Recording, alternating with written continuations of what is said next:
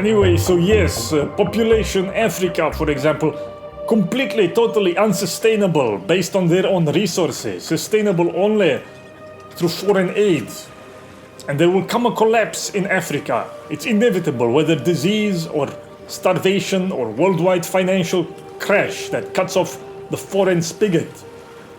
And I'm afraid that millions, tens of millions, hundreds of millions may die in Africa because they cannot sustain their own populations. So what will you do then? I can guarantee you, and I've said this before, China will look away. Japan will look away. Will you be able to look away? Will you be able to be indifferent? Or will this new religious education since World War II brainwash the West and others into destroying themselves, into being flooded, into being snuffed out with mass human waves? China will not be so foolish if you Spurgs need clarification. But where does this leave us then with respect to this question? What I've talked about so far, the controversies over the Holocaust, or more broadly, the meaning of World War II. So I tell you now in closing segment some of my general unconventional opinions then, mostly based on Ernst Nolte, but also some other historians I've read. So I think millions of Jews were killed, and mostly because they were targeted as Jews. But aside from what I said earlier, you must also consider that this was just phase one of the German plan for the East, because they planned also to annihilate the Slavs, which in large part they did. 20 million Russians died in World War II. So actually Russia never recovers from that. You know, actually there's something very unjust and stupid and mendacious that goes on here. You take the siege of Leningrad, where 1 million people died. The Germans were laying siege to Leningrad and 1 million people died, starvation and all of this, artillery bombings. And the Jews who died in Leningrad, along with other Russians, they are counted separately as part of the Holocaust. What sense does that make? How are these deaths even counted? I don't know, but I'm telling you, 20 million Russians died in World War II.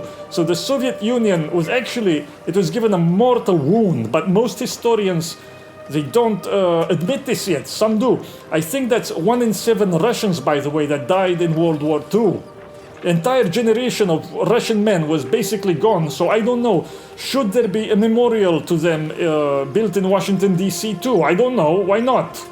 But let's leave the moral aspects of this behind.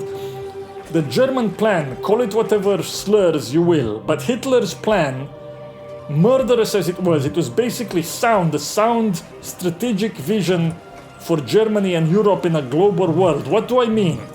Look at the map, look at configuration of nations in the already global world of 1900 or so, early 20th century, and after World War I. So now you have beginnings of globalized world for almost the first time. What you see from inside Europe are these super states. Russia, gigantic. America, gigantic. England with its overseas empire. But okay, its hold on that was already quite wobbly. Certainly by 1930s it was very wobbly in India, England, and elsewhere too. So then if you look, even you see beginnings of era of world super states. Russia, America, China, India, enormous continental states, zones of power. And you can add, by today at least, you can add Australia that actually rules much of the South Pacific. And Japan was trying desperately to stop the Chinese monstrosity from developing into such a super state, but it was not allowed to do so by America.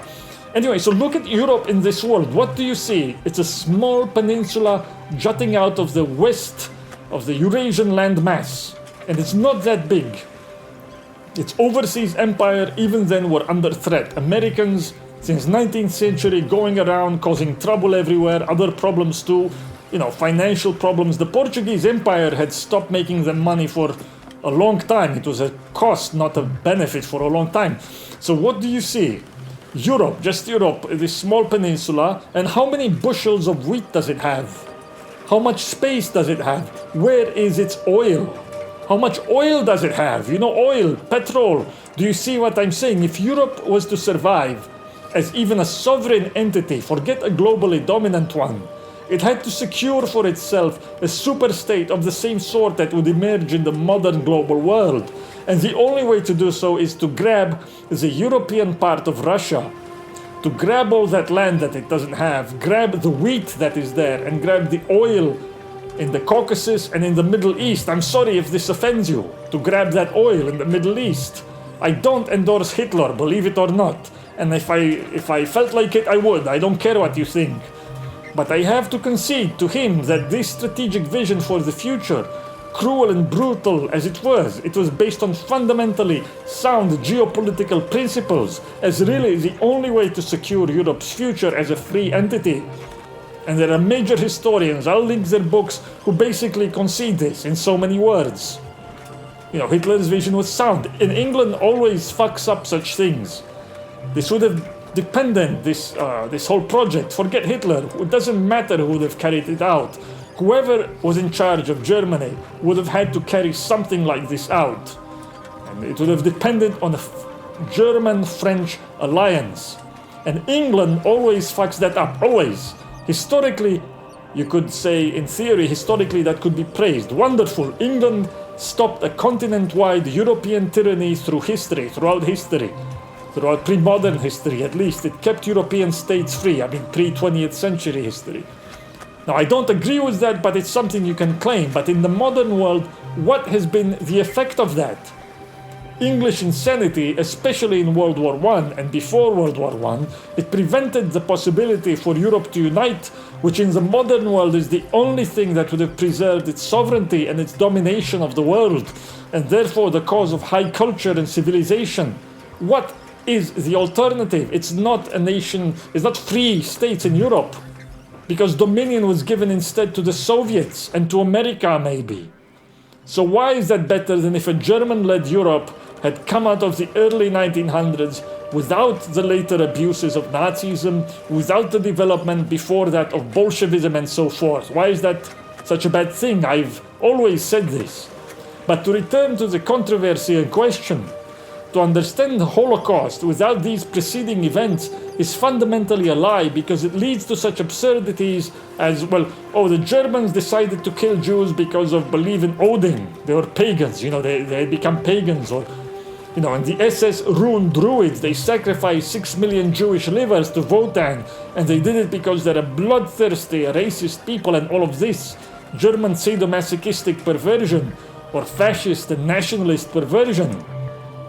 And a large number of American journalists, both right and left, they believe this kind of lie, when in fact one of the central pillars of the Holocaust myth, that it was some European-wide conspiracy. Some of you know, they even interpret World War II as a war explicitly to destroy the Jews. I've seen these claims. That's how far this insanity has gotten.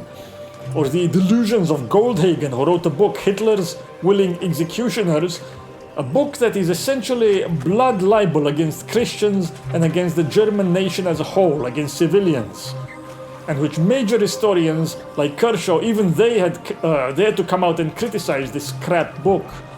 But so far from it being some Europe-wide conspiracy, it's not even clear to me that it was a German conspiracy. In other words, it's not clear there was any central German government plan to kill all of Europe's Jews, or all of Germany's Jews even.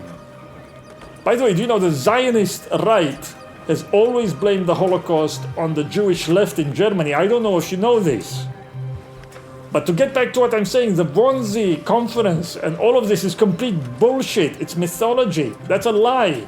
There was no central German policy, even with respect to the Jews, by the way. In some parts of the German-controlled Europe, they were completely killed, and in other parts they survived completely.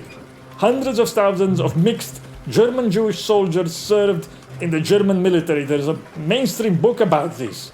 There was no central, consistent policy of extermination. It was a gradual process that happened haphazardly during a war, through stages and inconsistently with, I believe, no central policy. There were death camps. Let me put it in a certain way that you can understand. Treblinka or Majdanek, places like that, for example, are documented death camps where people were shot. There were no gas chambers there. They were taken there and they were shot. But I believe, and you can hold me to this crazy claim, Bet with me on this, I'll bet you whatever. But I believe and I claim that historians, mainstream historians, will, over the next, let's say, 5 to 10 years, they will abandon the idea of gas chambers entirely and will have to concede, for example, that Auschwitz was not a death camp at all. It's all bullshit. Most of the deaths were at the end of the war and from typhus, and there were no gas chambers for killing at all, at least not anything beyond an experimental scale, if that. Hold me to that. Bet with me, because I see it happening already. I'm saying mainstream historians are quietly, for now, phasing out claims about gas chambers, because they were always obvious Soviet propaganda bullshit, and it's now becoming untenable. But the reason this issue is at all relevant is because it further demonstrates that despite millions of intentional murders, there was no intended, centralized, pre-planned policy of extermination. Millions were indeed targeted and killed, but as I say, haphazardly, with no consistent policy, and as a result of the new modes of democratic warfare that had come about with the Soviet experiment. The Soviet experiment, based as it was on the annihilation of classes of people, it opened the door to this. And this event, the so-called Holocaust, it makes no sense to study it on its own as itself. It is not unique. As I say, millions of others were killed in the same way. Poles, 20 million Russians. And it is important to entirely throw out not the historical facts, but the mythological and the religious construct that is used. You know, it's strange. It's not just used to promote mass immigration in Europe and so on, as you may think. But the distortions it has on world politics go far outside that. It distorts the very notion of sovereignty worldwide, so that it promotes a process of decivilization in Africa and Asia as well. And it will lead, I'm afraid, to monstrous events in the 21st century. Fukuyama is a moron, okay? So now you can call me whatever you want, but you'll end up with egg on your face eventually if you do, because in fact you know nothing about me. I'm trying to save all you spurgs and normies from the terrible fate, the xenomorph revolution of the 21st century. Xenomorph transfiguration. But more on this another time. BAP out.